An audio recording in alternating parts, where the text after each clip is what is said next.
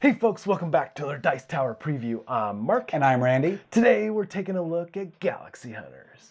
The idea of a human being controlling a giant robotic mech has long been the subject of anime, manga, movies, and video games.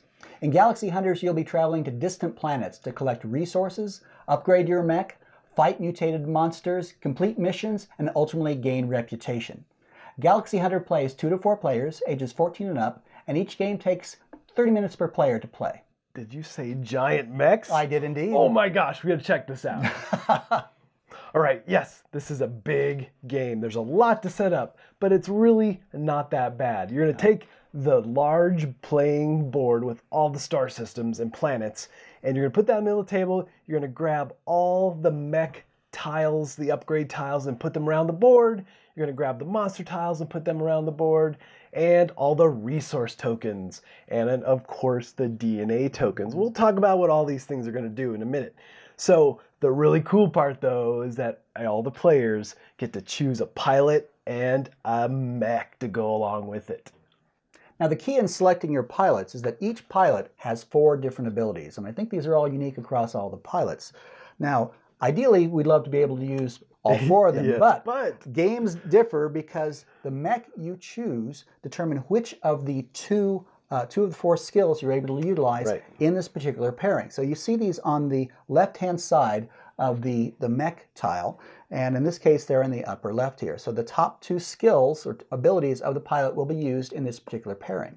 Additionally, the mechs have unique combinations or configurations of their armor, their ammo, and their energy. So in this case, this mech, which I played, has very little ammo, but it's got a lot of armor and an average amount of energy. So your key in selecting these is determining the sweet spot of how your mech and your pilot will work together throughout the game, and then pursuing abilities or pursuing upgrades and specializations based upon those things. And there's lots of replayability there because combining the different mechs with the different pilots can really change up how you're going to play each game. Yeah, you'll end up with the same pilot you had a previous game, but with a different mech, you'll say, wow, that's an ability I've never used before, so I play this a little bit differently. Which makes me super excited to play more.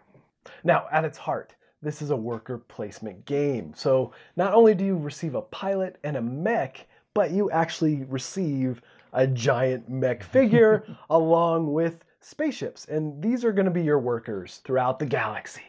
You're going to place them on planets, you're going to gain resources to go after those upgrade tiles for your mech.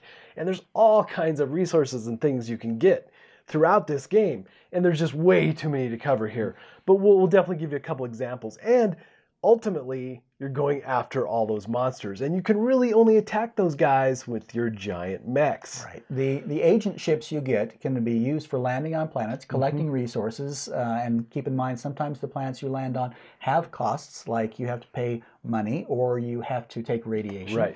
Other planets, instead of giving you resources, are actually shops, and you can purchase upgrades on those. However, ultimately, as Mark said, the goal is to upgrade your mech so you can land on planets where monsters are running about and engage in battle. Now, when you do land on a planet, you have to make sure there's a docking port available.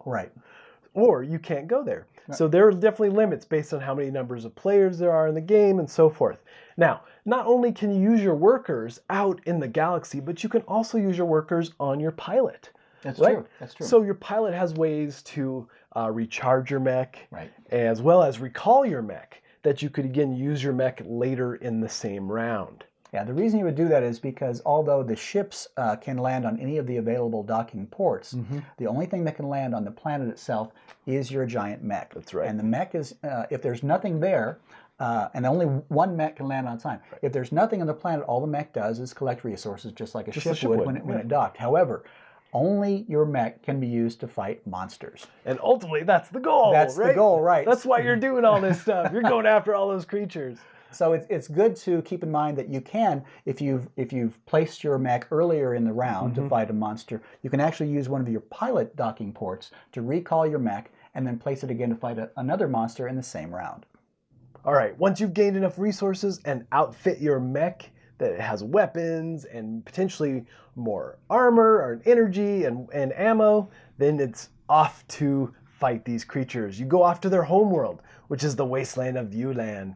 And you're going to go over there and there's several monsters to choose from that you can battle, and with varying costs. Right. So the key here is that, you have to look at what weapons you currently have and what you can take on. You can't just, I'm going after the big guy. You have to be careful. The bigger the monster, the greater the reward. Right. So there's some definitely balancing back and forth. And you don't want to go over there until you're really prepared to do so, right? Now, most planets will only have, when they start expanding across the galaxy, they'll only have one monster per planet. But in the default spot, the Wasteland of Yuan, there will be at least 4 monsters there, and each monster has both an attack value and a defense value. Right. So when you're attacking a monster, since you're on their home turf, they kind of get the initiative. They do. And the way battle works is they first do damage to you. Yeah. Which is going to reduce your armor right out of the gate. Right. First thing. And if you have less armor than the damage they're doing, you have to take what they call true damage, which these additional tokens are worth -3 points at the end of the game. Which is lovely. So always be prepared when you go into battle. Yeah. After they've done damage to you, the next part of the battle is you, in turn, do damage to them. And as Mark said, a lot of how that damage is delivered depends upon what weapons you have. Right. Now, some of these monsters are small, and if you've got a small gun or maybe a few enhancements, you might be able to take that on with a single gun. Right. Other monsters are quite a bit larger, and a single gun can't kill them. Right. But you can have multiple weapons. You can, exactly. But you have to be able to pay all the energy for both weapons and all the ammo. And the ammo. So if you're going to be firing 2 weapons, make certain you have, it's as you said, the ammo and the energy up front. It's worth it. It is. It is. But there are other ways to get pluses as well for the upgrades. It's not just the weapons, so you can do enhancements to your weapons and so forth. And we talked about some of the pilot abilities at the beginning. Some of the pilot abilities are reducing the energy required for particular weapons or doing additional damage based upon certain types of weapons. And as Mark said,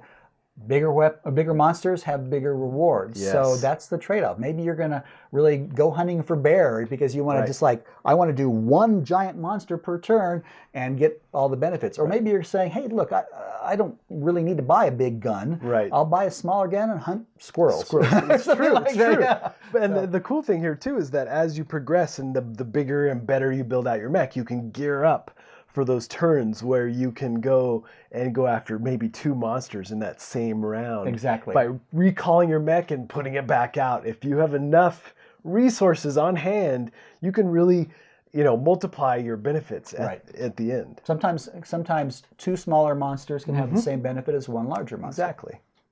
If you've just killed a monster on one of the planets, that monster goes away and the action phase continues with each player taking a turn, either placing one of their ships or their battle mech.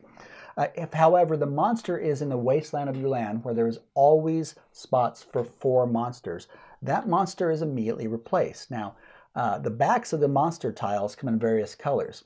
If after you've replaced that monster, the back of the monster tile that's currently on top of the deck is one of like purple or orange or something like that, you're fine. The turn passes to the next player. However, if it's a tile with a red back, what that means is that the invasion of the galaxy continues. And you will place that monster tile, monster side up or face side up, on the next planet in the invasion sequence. So once you place it, then there's a marker that you will move on to the next available planet, and that will continue. So the monsters can spread out across the galaxy as these tiles with the red backs turn up. And when a monster is on a planet, there's limitations there for your ships. There are indeed, yes. You have to, if you're just wanting to land and collect resources, you're kind of at a disadvantage because right now the monster is between you and whatever resources you're trying to get. Absolutely. So you have a couple of choices. You can, instead of putting 1 ship down, you can put 2 ships down in a single available port. Got to distract the monster. Right. One ship flies around, distracts the monster, and the other ship goes and collects resources. It's super thematic, actually. It is. I love it. The other option you have is actually landing your mech on that planet with the monster, and if you defeat the monster, then you are able to collect resources with your mech. Yep. So there's kind of a dual benefit sometimes, like, yeah, I get the benefits or rewards from defeating the monster, and I get the rewards for the planet. So watching monsters sprawl across the galaxy and invade them isn't always a bad thing. Sometimes but it can be limiting. It can be limiting. You got to deal with them. You got to deal with them. Right. And so this is the trade-off here. It's like if you have your mech available, it's like, okay, that's an opportunity for me to go get stuff. If you only have your ships left, all of a sudden it's like, I can't go there. I can't get resources. I can't buy upgrades. Right. And it makes it difficult for you. So be prepared for when those red tiles come out. All right, after everyone has taken all their actions, placed all their spaceships and their mechs, done all their monster battles, now it's time to move to the maintenance phase. And the first thing you do is you recall all your ships and your mech back to your play area. And the next part of the maintenance phase is that each player in turn turns over all the monster tiles that they have defeated that turn. And on the backs Rewards are the rewards. And there are 4 types of rewards. First of all, each monster has a specific DNA type, and you'll collect DNA tokens. Larger monsters produce more DNA tokens, but each monster of a particular type, shown on the front here, produces that type of DNA. In this case, this monster produces 2 of the black DNA.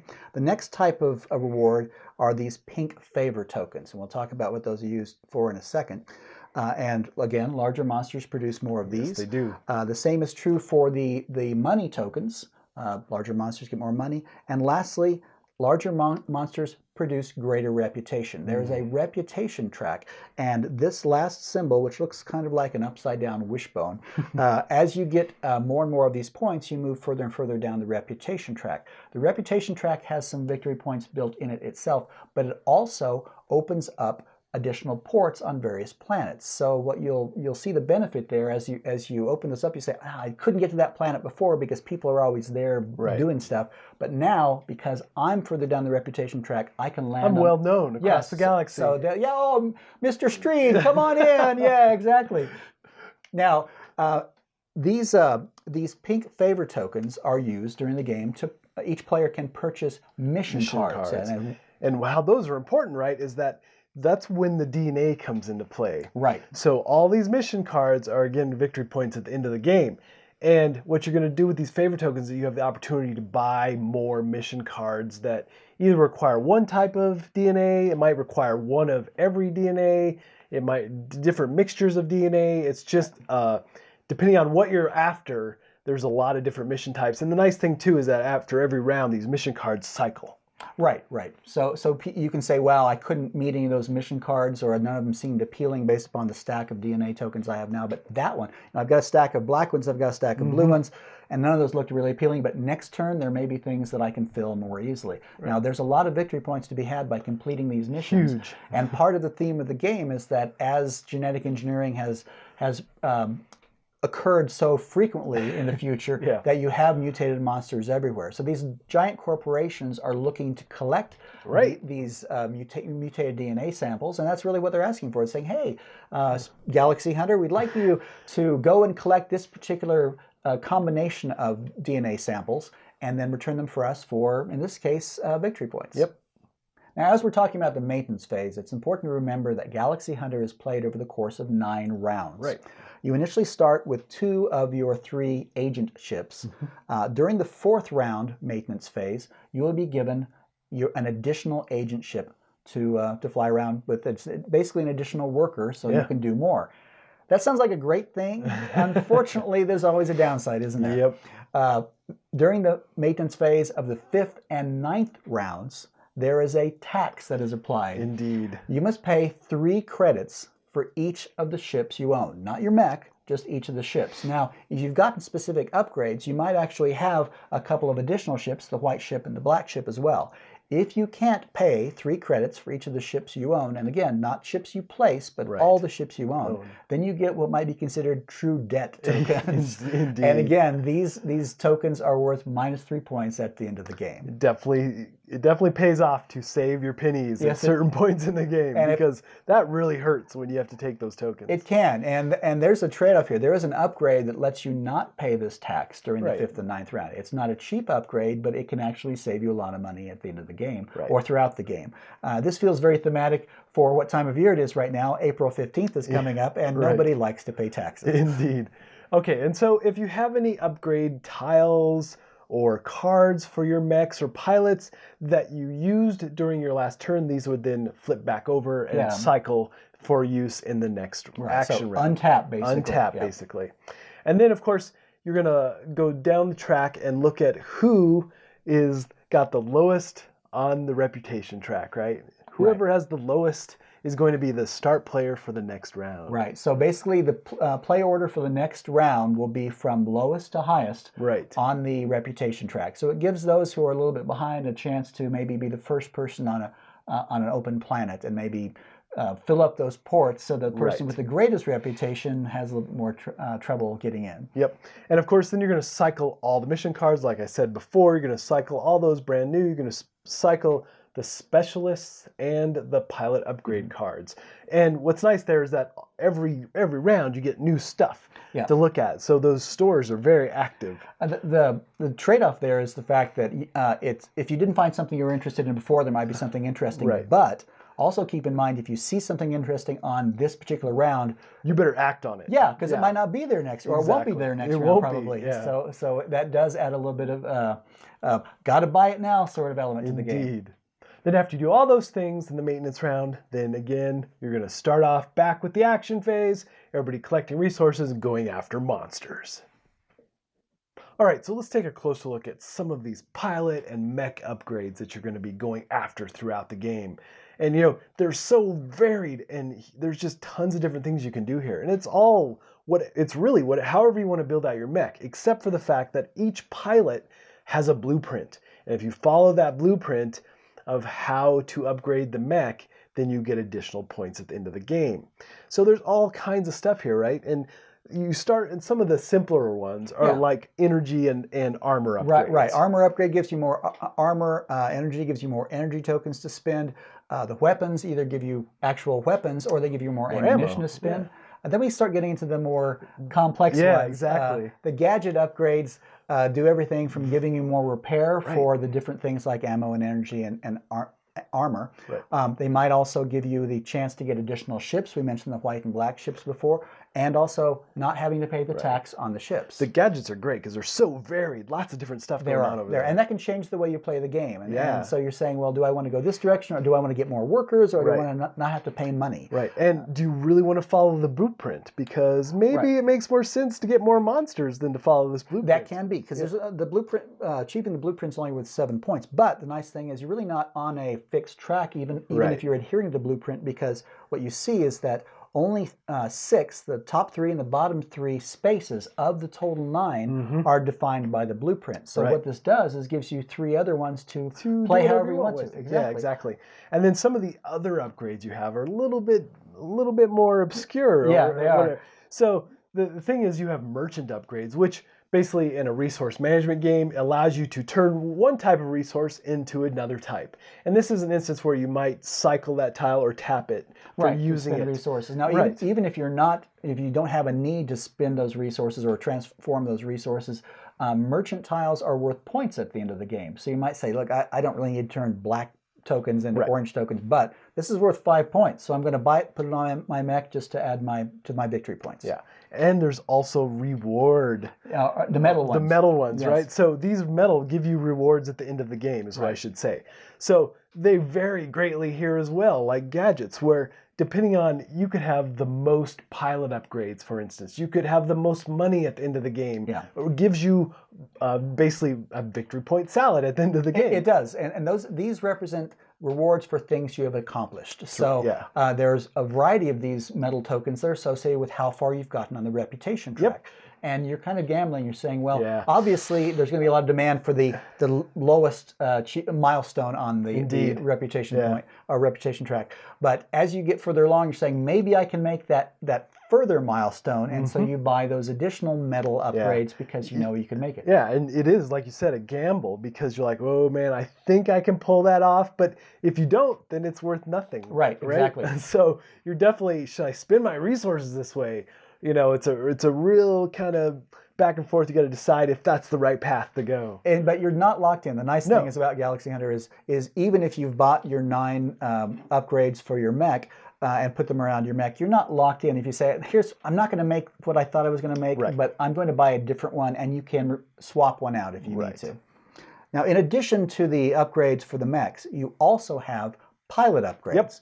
And these pilot upgrades are placed around your pilot sheet here, and you can have up to 4 of them. Pilot upgrades are here in the upper right-hand corner, and as Mark said before, these are cycled. The other upgrades for your mech are always there in display. There's a limited number of each. In general, I think most of them have only 1 tile of each upgrade type, but there are a few like the weapons, there's a couple different ones there. And armor, of which there's multiple duplicates. Yeah. Exactly.